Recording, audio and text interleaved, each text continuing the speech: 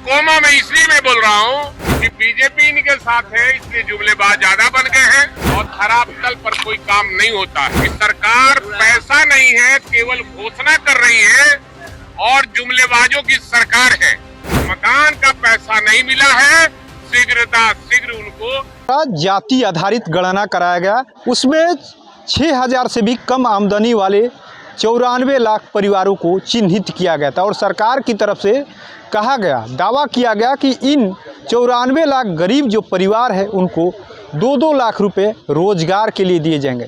लेकिन अब उन 94 लाख परिवारों को रोजगार का पैसा तो नहीं मिला, लेकिन चुनाव के पहले यानी लगभग 2 करोड़ से ऊपर महिलाओं को 10-10 हज़ार रुपये रोजगार के लिए दिए जा चुके हैं। लेकिन अब आरजेडी 94 लाख गरीब परिवारों को लेकर के विधानसभा पोर्टिको में हंगामा कर रहे। साथ ही साथ भाई वीरेंद्र ने बड़ा सवाल खड़ा कर दिया, सरकार कोमा में है, सरकार के पास तो पैसे ही नहीं। सुनवाते हो किस तरीके से आरजेडी के विधायक भाई वीरेंद्र ने बड़ा सवाल खड़ा किया।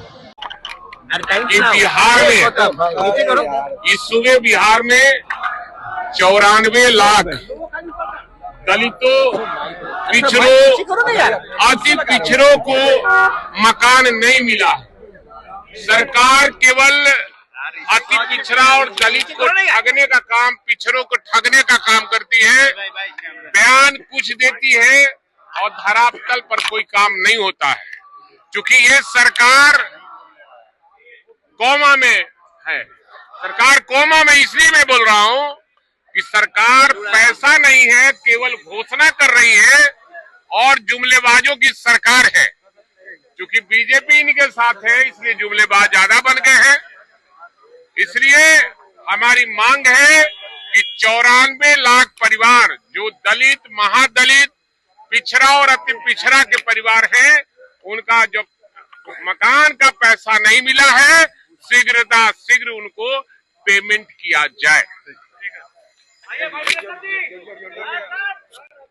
आपने सुना किस तरीके से आरजेडी के विधायक हैं भाई वीरेंद्र ने कहा है कि सरकार के पास पैसे नहीं, कोमा में है। और जिस तरीके से सरकार ने जो घर बनाने के लिए पैसे देने की बात थी, उनको भी पैसे नहीं दिए जा रहे और सरकार सिर्फ घोषणाएं कर रही, धरातल पे तो कुछ नहीं है, सिर्फ दिखावे की बातें हो रही है। ऐसे में सरकार की तरफ से जो वादा किया गया था, ऐसे में देखना भी होगा, सरकार ने जो वादा किया था कि 94 लाख गरीब परिवार हैं उनको 2-2 लाख रुपए रोजगार के लिए दिए जाएंगे।